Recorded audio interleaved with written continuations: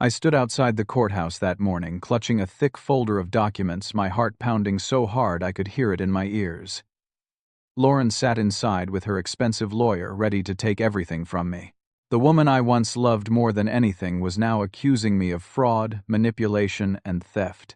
She wanted my house, my savings, my reputation. She thought I would crumble under pressure, but she had no idea what I had been preparing. How did we get here? How did love turn into this battlefield? Before we dive into this story, let me know where you are watching from today. Drop your location in the comments below. If you have ever been betrayed by someone you trusted completely, this story will resonate with you deeply.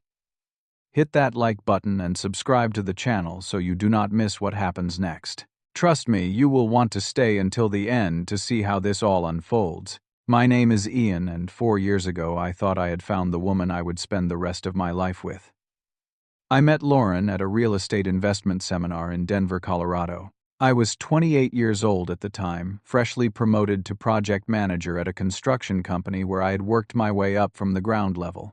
She was 26, working in marketing for a tech startup downtown. The moment she laughed at something, the speaker said, I found myself unable to look away. Her smile lit up the entire room. We started talking during the coffee break. She was smart, ambitious, and had this way of making me feel like I was the only person in the world when she looked at me. By the end of that seminar, I had her phone number saved in my contacts. 3 days later, we went on our first date. 6 months after that, she moved into my apartment. Those early days felt like a dream I never wanted to wake up from. Lauren talked constantly about our future together. She painted pictures of the house we would buy, the vacations we would take, the family we would build. I believed every word because I wanted the same things. I wanted to give her the world, so I worked harder than I had ever worked before. I took on extra projects, staying at job sites until 9 or 10 at night. I worked 60-hour weeks without complaint. While my friends went on trips and enjoyed their weekends, I saved every dollar I could. Lauren said she appreciated my dedication. She said we were building something together. After 2 years of sacrifice, we finally had enough for a down payment on a house. We found a beautiful 3-bedroom home in the suburbs of Denver priced at $350,000. I put down $280,000 from my savings. Lauren contributed $70,000 from hers. When the paperwork came, I did not hesitate to put her name on the deed alongside mine. We were partners. We were in this together. At least, that is what I believed. The first year in that house was everything I had hoped for. We painted the walls together, picked out furniture, hosted dinners for friends. Lauren seemed happy. I was happy. But somewhere around the 18-month mark, things started to shift in ways I did not immediately recognize. Lauren began complaining about my work schedule. She said I was never home, that I prioritized my job over her. When I pointed out that I was working so hard for our future, she rolled her eyes. She started comparing me to other men. Her coworker drove a nicer car. Her friend's husband took her on European vacations. Why could I not be more like them? I internalized every criticism. I told myself I was not doing enough, that I needed to try harder. So I picked up even more work. I opened a separate savings account and started putting money aside to surprise her with something special. Over the next 2 years, I managed to save $45,000 in that account. I planned to use it for a dream vacation, maybe a new car for her, something to show her how much I cared. Meanwhile, Lauren changed in ways I tried to ignore. She came home late, more and more often, always with excuses about client meetings or work emergencies. Her phone was always face down, protected by a new password she would not share. She grew distant, irritable, quick to criticize everything I did. When I tried to talk to her about it, she accused me of being paranoid and controlling. Then she suggested we open a joint bank account. She said it would be easier to manage household expenses if all our money was in one place. I agreed without hesitation. I transferred my savings into that account, trusting that we were building our life together. I did not think to question her motives. I did not think to protect myself. Looking back, the signs were everywhere. I just refused to see them. The night everything fell apart started like any other Tuesday. Except my project got delayed due to weather and my boss sent everyone home early. I pulled into our driveway around 4 in the afternoon, surprised to see an unfamiliar car parked in my usual spot. I walked through the front door and heard laughter coming from upstairs.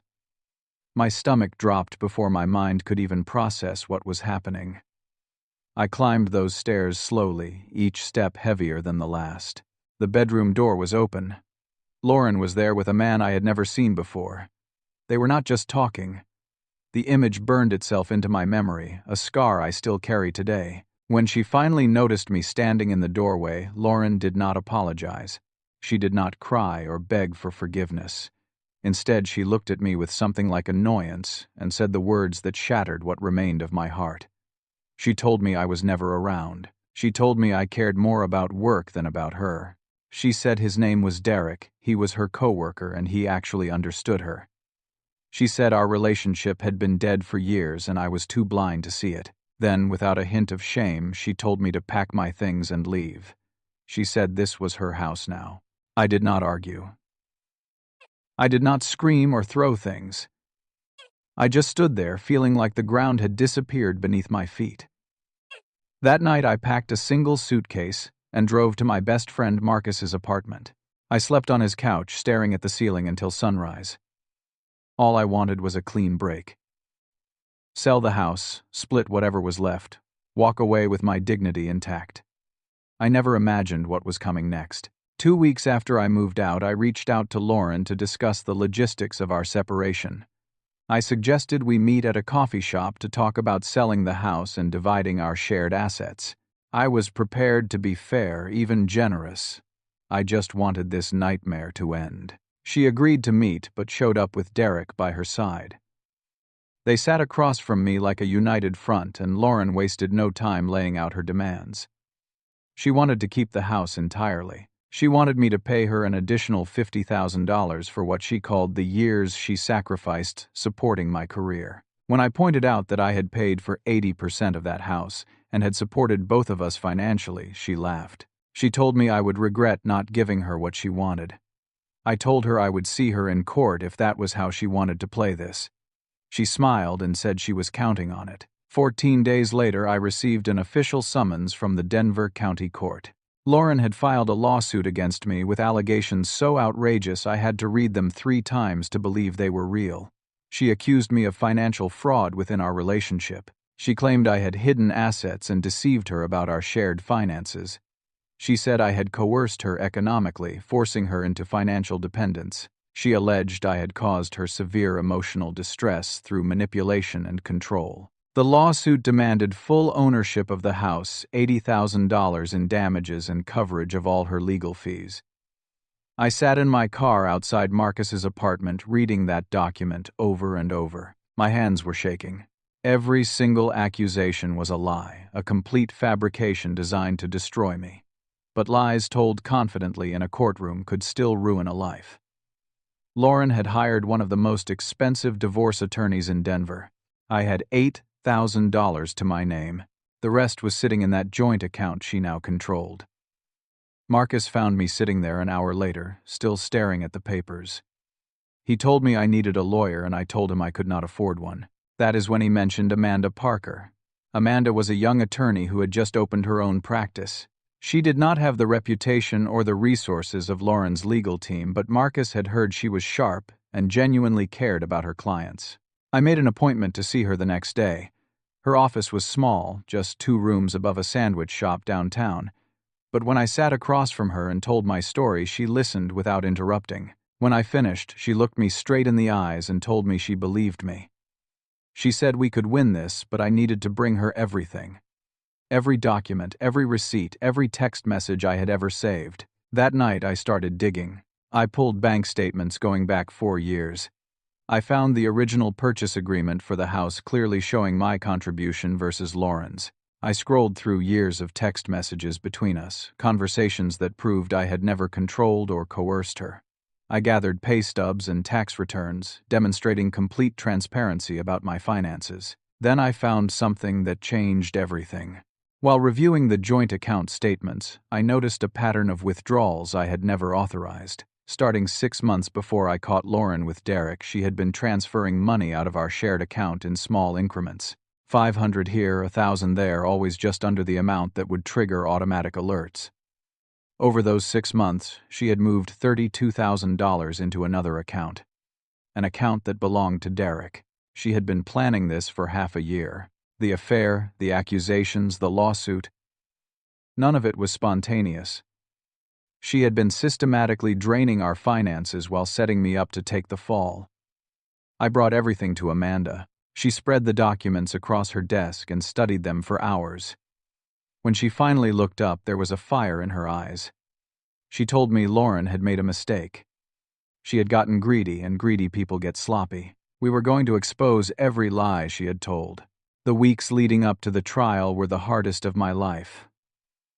I could barely eat or sleep.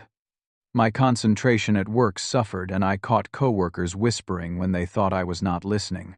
Someone had been spreading rumors about the lawsuit, painting me as exactly the kind of person Lauren claimed I was. Lauren herself made things worse. She posted vague accusations on social media implying I was a fraud without using my name directly. Mutual friends started avoiding my calls. Then came the anonymous emails to my employer suggesting I could not be trusted with company finances. My boss called me into his office to ask if there was anything he should know about. I felt like I was drowning. Like no matter how hard I fought, Lauren would find a way to pull me under. But every night I sat with Amanda going over our case. We found more inconsistencies in Lauren's story, more evidence that contradicted her claims. Marcus agreed to testify about my character and our years of friendship. A former colleague of Lauren's came forward after hearing about the lawsuit, offering to share what Lauren had told her about finding a rich boyfriend to take care of her.